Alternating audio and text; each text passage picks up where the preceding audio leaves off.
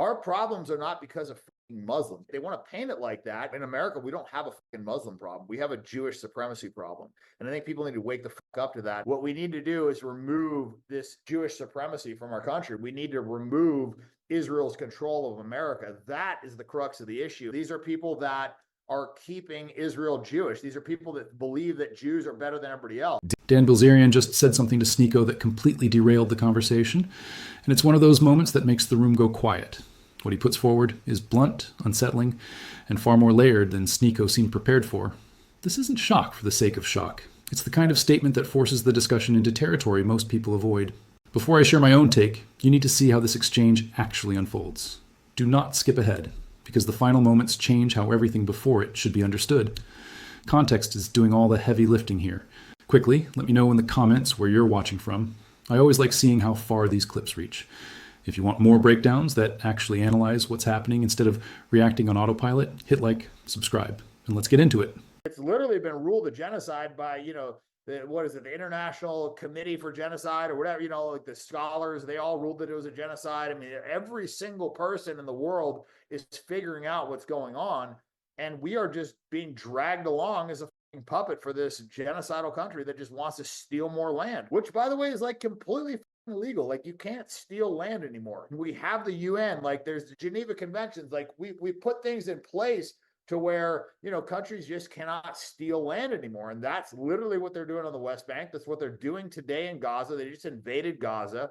And, they're trying to do this under the guise of like, oh, we need to get our hostages back. It's like, you motherfuckers have 9,000 hostages right now. You know what I mean? You're trying to make this about you getting like 40 back. It's just all bullshit. They let October 7th happen. They have the best surveillance in the world. Like, they knew what was going on. Like, they took 6 hours to respond. And when they did respond, they responded by killing their own citizens. Because what did they want? They wanted a massive tragedy so that they could justify stealing land and ethnically cleansing the Palestinians. And that's exactly what they're doing. This whole like script of, but October 7th and beheaded babies and all this bullshit they fed us. That was fucking 2 years ago. Like, what are you talking about? And it was a small attack. It's like, if you take out the actual IDF soldiers and you focus on just civilians, it was like 300 and something civilians that were killed. And probably the majority of that was killed by the IDF themselves, when they're shooting fucking Hellfire missiles from Apache helicopters at vehicles, and they're shelling kibbutzes with the tanks. They killed more than 500 Palestinian civilians that year already. So if anything, this was a reaction to what they had done. So, this whole thing of like October 7th justifies this genocide. It's just absolute propaganda and nonsense. If they lose the American support base completely, which is very likely to happen, they say Israel has the right to exist. They cannot exist if they don't have our money and our support. Yeah, I don't think they have a right to exist. It's stolen land. I know they're terrorists. They're, living in apartheid right now. They're conducting a genocide. They're stealing land. I mean, they're doing everything that would qualify you as a terrorist. So I don't know why anybody's referring to them as anything other than a terrorist state. And, terrorists need to be eliminated. I mean, that's what they taught us about Muslims, right? Well, Muslims aren't in control of our fucking country right now. Like, our problems are not because of Muslims. They want to paint it like that. In America, we don't have a fucking Muslim problem. We have a Jewish supremacy problem. And I think people need to wake the fuck up to that. What we need to do is remove this Jewish supremacy from our country. We need to remove Israel's control of America. That is the crux of the issue. These are people that are keeping Israel Jewish. These are people that believe that Jews are better than everybody else. The Judeo-Christian values that people like Charlie Kirk are pushing were to put and pit everybody against Muslims because they need an us versus them mentality. But when you look into it, there's no basis for Judeo-Christian values. Yeah, no, there are two religions that have, almost nothing in common aside from the Old Testament. And, and a lot of, the Muslim religion has those, some of the New Testament, Old Testament stories in there as well. So the Muslim religion and the Christian religion are actually very similar with regards to how they look at Jesus and the Virgin Mary, and, which to me are some of the pillars, obviously, of Christianity, because Christianity is based on Christ, and the Muslims believe he's a great prophet. The Jews believe that he's in hell burning and shit. So to me, I look at those three religions and it's like two can, coexist, and one has, is at odds with the other two. But we've just been indoctrinated that like Muslims are terrorists, jihadis, Sharia law, like, they throw out these little catchphrases. and it gets people all riled up. Netanyahu went on Fox News the day after Charlie Kirk's assassination and started blaming Marxists working with radical Islamists. I mean, they brag about how good they are at assassinations. If you were on their side and you knew somebody as influential as Charlie Kirk was going to turn on you, which would be catastrophic for their movement, would you just let him do it? I mean, you've killed hundreds of thousands of children. Are you going to stop at one random American? He opposed that war in Iran. He was very vocal about that. He said that this war in Iran should not have happened. Look, it shouldn't have happened. They were literally willing to say that they would never have nukes. They killed the fucking chief negotiators. They've never been a nuclear threat. They've always allowed for nuclear inspection. Unlike Israel, they don't have intercontinental ballistic missiles. Like they were never a threat to us. It's just all bullshit. They've got a country that is mass murdering Muslims in their backyard, and they can't take them out, and we're worried that they're going to be a threat to us. Like, that's just such nonsense. I said the day of that I think it was Mossad. Look, I mean, what happened last week? They bombed Qatar, they bombed Doha, they bombed a U.S. ally. They got away with it. And nobody's talking about it, by the way. Nobody's talking about that. You got the blame shifted right off. The whole conversation just went to Charlie. Killed Yemen leadership, Hamas leadership, Iranian leadership. They've killed how many different foreign leaders? How about the soup kitchen workers? How about the hundreds of journalists they've killed? How about all the children that they've sniped? How about the starving people that they murdered at the aid stations?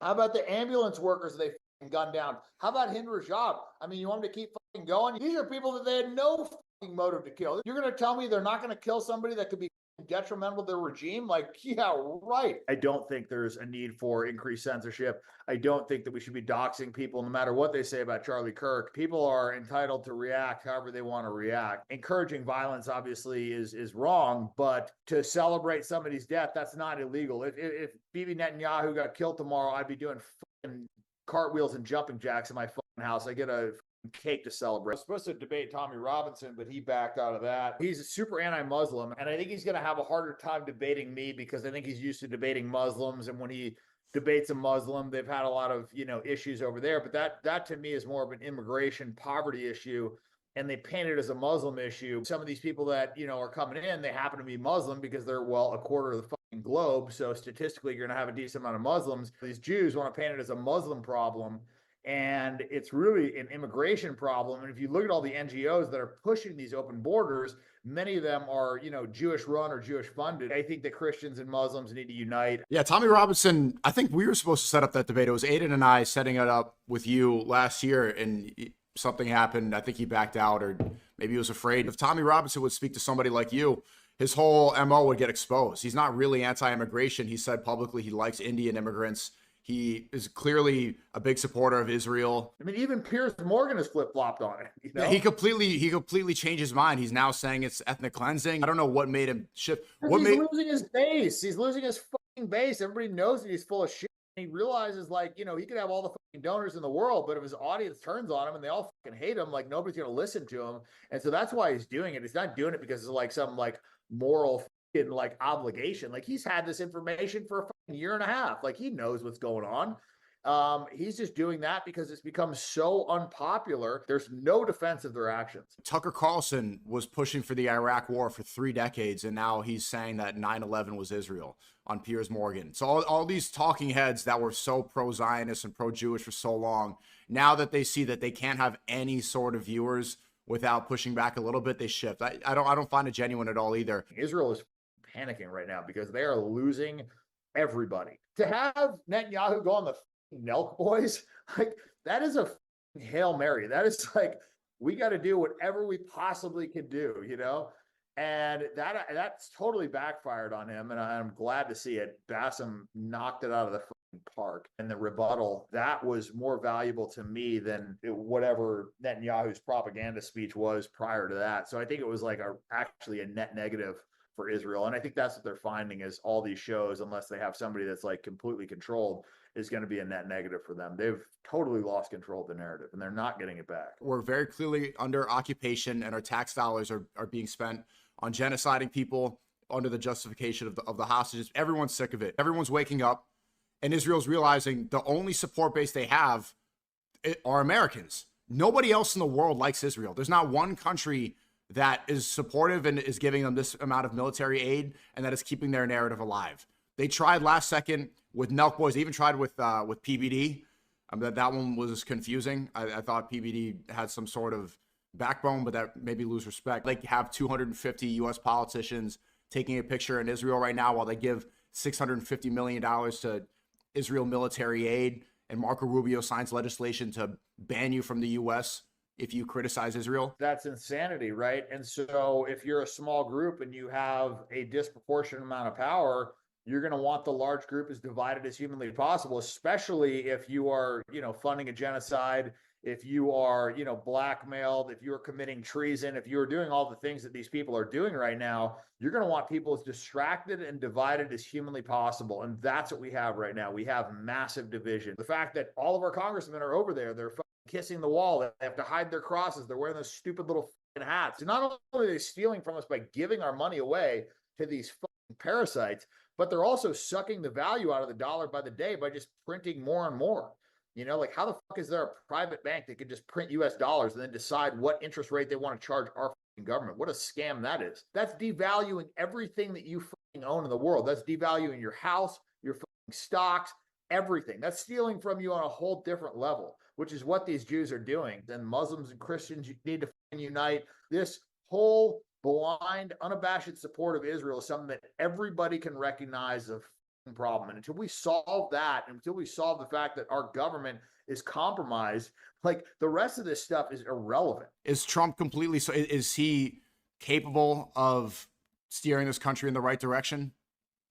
No, he's a complete piece of shit. He's a total sellout. Thankfully, people have figured out his bullshit a lot quicker than I expected. He's a total fraud. He only cares about himself. He's completely compromised. His covering up the Epstein files should tell you everything you need to know. His arrogance is shocking. He absolutely does not have the country's best interest in mind. MAGA is a complete hoax.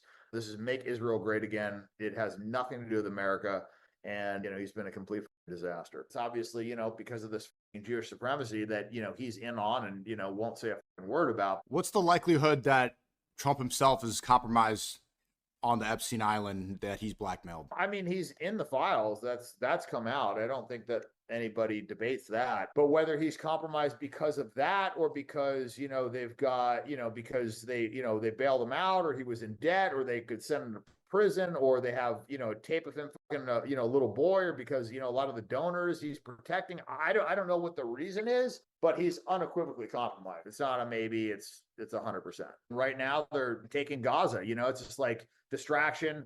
Let's go bomb Iran. We don't want to release the Epstein files. Let's go bomb another country. People are focused on that. Like, he's not releasing the Epstein files. Let's go bomb some random boat in international waters. It's deflection, distraction. The whole, Trump scam when they, pretended like they shot his ear or whatever. And he came up and he says, fight, and they got all the camera guys there. But it was all show. It was all WWE bullshit.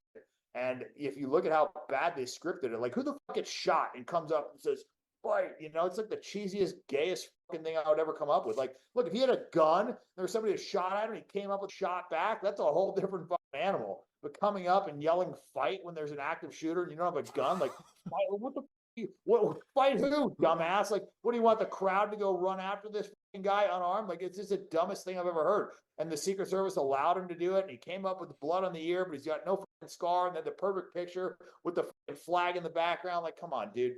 Like, now looking back, like, it was such theatrics, and it didn't feel authentic either at the time. The fact that, like, all of our politicians are, waving Israeli flags in their office, the picture that the president chose to honor Charlie had an Israeli flag in the background. Like, yes, that's a fucking problem. The fact that 250 of our congressmen are in Israel is treason, and we need to wake the fuck up and do something about it come this next election cycle. Jews have been historically the aggressors that try and paint themselves as victims. And you look at the history of Israel's foundation, they bombed the King David Hotel, done all these false flag attacks. You look at a lot of what the Jews did. I mean, the goal of the Levant affair, where they were planting explosives in U.S. and British cinemas, libraries, whatever, like the stated goal by them was to blame that on the Muslim Brotherhood. So they've been caught so many times doing these false flag attacks, and many of the times the false flag attacks is to vilify Muslims and unite us to go fight their wars for them. So it's like, how many times do you need to see the same example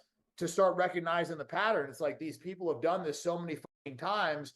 is it so hard to believe that they would do it again? What do you think really happened on 9/11? Planes, crashed into the towers, but that's not what brought the towers down.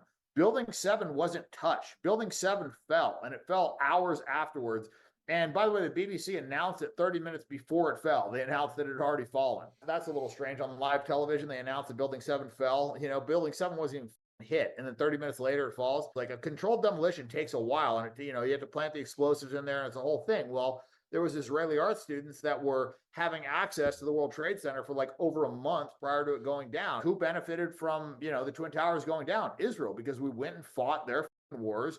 And, Netanyahu came and, he lobbied for us to fight those wars. Twin Towers fell, and that was the catalyst. That was what allowed them to pass the Patriot Act, and that allowed us to, go murder 1 million Iraqi civilians and, go topple their regime, which was supposedly going to have positive reverberations throughout the region, according to Netanyahu, and that was a complete lie, just like everything else that he's told us. What was it, like 70 Mossad agents that were over there that they caught, that they apprehended? I mean, they had the 5 where they had video of them celebrating and filming it before it was happening. Literally, while the plane was like flying into the Trade Center, they got a picture of the guy holding up a lighter, taking photos, smiling, and then they're like Mossad agents. They find explosive residue in the van, and they release these guys, and the guy that released them was Jewish, right? Like, I mean, it's just absurd. There's a staggering amount of evidence. I mean, there was, a bunch of Jews that didn't show up for work that day. Larry Silverstein, the guy that double insured the buildings, that was the only day that he's ever missed of work. Like, I mean, it's just like, at some point you got to be like, this is ridiculous. So where did the Jews go? I mean, if they've been expelled from 109 countries, now they have their own state, which was allowed since 1948. They look at what this state has done since they were established. What happens now if Israel doesn't have the right to exist? Jews have been a problem since before Israel's inception. Bolshevik genocide, the Holodomor, those were all before Israel's inception. Clipping of coins, poisoning of wells, crucifying children. That shit happened prior to Israel's inception. They killed tens of millions of Christians. They burned down 40,000 plus Christian churches. What was an 80-something% Russian Orthodox Christian country. And this was Jewish leadership running the Bolshevik, which was anti-Christian, which was anti-religion. And the first thing they did is make it illegal to criticize Jews. So acting like this has only become a problem with the creation of Israel is just ignoring history. And you look at when Judeo-Christian values, when that started to be mentioned, I believe it started in the 70s. This was not something like our country was founded upon. This came with that whole propaganda thing. We've absolutely unequivocally been lied to. You just have to unlearn a lot of things. What makes this moment so unsettling isn't just the intensity of Dan Bilzerian's language, it's how quickly a conversation that should be about government power, military conduct, and foreign policy accountability gets dragged into territory that ultimately undermines the very criticism people are trying to make. And that matters, because there are real, documented, serious issues happening in Gaza and the West Bank that deserve scrutiny without being buried under rhetoric that crosses important lines. So the first thing that has to be done here is separation, clear, deliberate separation. Criticizing the Israeli government, the Netanyahu administration, the Israeli Defense Forces, or U.S. foreign policy is not the same thing as attacking Jewish people. These are not interchangeable categories. Governments are institutions. Militaries are chains of command. Political leaders make strategic decisions. Civilians, whether Israeli or Palestinian, do not become responsible for those decisions simply by existing. That distinction is not semantic. It is foundational. When Dan talks about land seizures, mass displacement, starvation, civilian casualties, the destruction of infrastructure, and violations of international law, he is not inventing those concerns out of thin air. Human rights organizations, international legal bodies, UN agencies, journalists, and genocide scholars have raised alarms. You can debate definitions, argue intent, or contest conclusions, but pretending these concerns do not exist is dishonest. And this is where the conversation keeps breaking down. The moment criticism of a state turns into accusations about an entire ethnic or religious group, the argument collapses. Not because the suffering disappears, but because the focus shifts away from policy and power and toward identity. Once that happens, accountability evaporates. Those responsible for decisions are no longer being interrogated. Instead, everyone retreats into defensive postures. And the people most harmed by the policies being discussed are forgotten. That dynamic benefits power, always. If the goal is accountability, the spotlight has to stay on specific decisions, specific actions, and specific leaders. The blockade of Gaza, the bombing of civilian neighborhoods, the killing of aid workers, the targeting of journalists, the forced displacement of families, the expansion of settlements in the West Bank, the role of U.S. weapons transfers and diplomatic protection. These are concrete realities. They are not abstractions. They are fair game for criticism. When the conversation shifts to hostages, that suffering is real as well. Civilians taken captive is a moral wrong, but acknowledging that does not erase the suffering of Palestinian civilians who have lived under blockade, occupation, or bombardment for years. Empathy is not a finite resource. Moral consistency requires recognizing harm wherever it occurs, not only when it aligns with geopolitical alliances. One of the most revealing aspects of this debate is how often people resort to vague language when confronted with specific harm. Phrases like, all loss of life is tragic, sound humane, but they function as evasions when one side has overwhelming military power and the other does not. When children are killed lining up for water, abstraction is not neutrality, it is avoidance. Another issue buried beneath inflammatory rhetoric is the role of the United States itself. The U.S. does not merely observe this conflict. It funds it. It arms it. It shields it diplomatically. American taxpayers are directly implicated in these policies, which means Americans have not only the right, but the responsibility to question whether this aligns with their values, their interests, and international law. That is not hatred, that is democratic participation. There is also a deeper frustration surfacing here that deserves to be addressed without distortion. Many Americans feel their government prioritizes foreign conflicts, while domestic crises deepen. Healthcare remains unaffordable. Housing is out of reach. Wages stagnate. Infrastructure decays. Veterans struggle. Disaster response falters. When people see billions sent overseas with minimal scrutiny, resentment grows. That resentment is real, but it must be directed at systems and decision makers, not entire communities. Blaming groups is easy. Holding institutions accountable is harder. But only one of those paths leads to meaningful change. Even discussions about lobbying and political influence require discipline. You can critique lobbying organizations, campaign finance systems, and political incentives without assigning collective guilt. Influence in Washington is a structural problem. It is not a religious trait or an ethnic characteristic. When criticism loses precision, it stops being effective and becomes self-defeating. What people are reacting to emotionally in Dan's rant is exhaustion. Exhaustion with endless war narratives, exhaustion with selective outrage, exhaustion with watching children suffer while leaders speak in moral fog. That exhaustion is understandable, but anger without discipline does not produce clarity. It produces noise, and noise is easily dismissed by those in power. If the goal is to stop human suffering, influence policy, or force accountability, then language matters, precision matters, discipline matters. The focus must remain on governments, militaries, political leaders, and systems of power, not entire populations. Israeli civilians are not Netanyahu. Jewish people are not the IDF. Palestinian civilians are not Hamas. That is not a talking point. It is a moral baseline. The moment debate abandons that baseline, it stops serving justice and starts serving chaos. And chaos is exactly what allows harmful policies to continue unchallenged. If people genuinely want accountability, then they must demand it from those who hold power, not from those who simply share an identity. That distinction is not about being polite. It is about being effective. And if the aim is change rather than catharsis, that distinction is not optional. It is essential.